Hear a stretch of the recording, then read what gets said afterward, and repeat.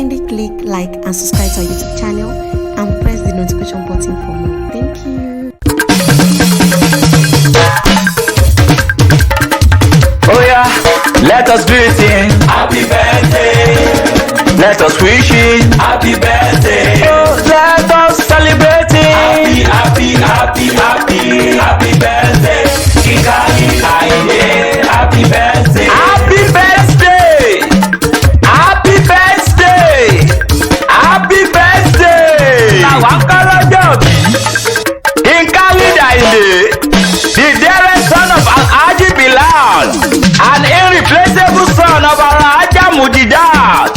Ọmọ kúkú kẹ kúkú kẹ kúkú kẹ kẹ kẹ kúkú kẹ.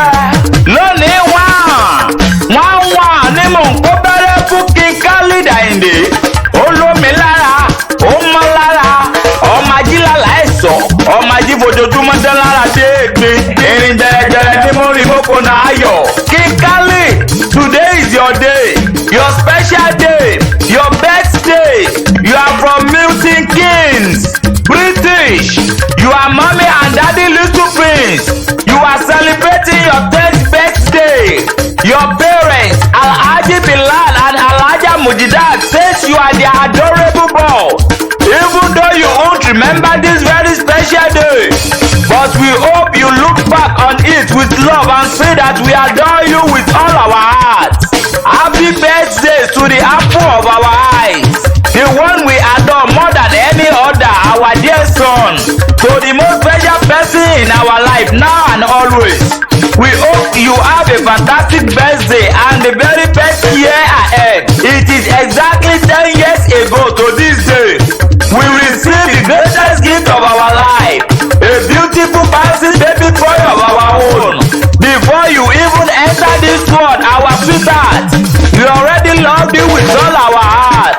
We are wishing you happy 10th birthday, our special son, Kikali Ayinde. May you live long on the land of living. Blow out the candles and make a wish. May all your wishes and your dreams come true today on your birthday and throughout the year ahead. Happy birthday, Kikali.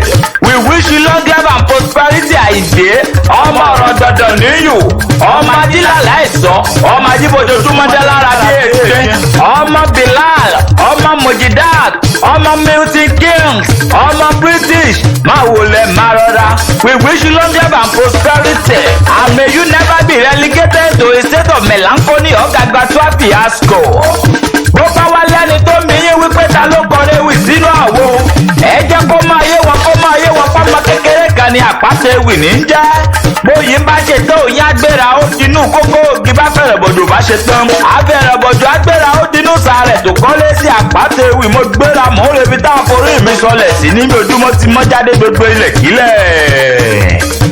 Oh yeah, let us greet him. Happy birthday. Let us wish him. Happy birthday. Oh, let us celebrate him. Happy birthday. Kikali Ayinde. Happy birthday.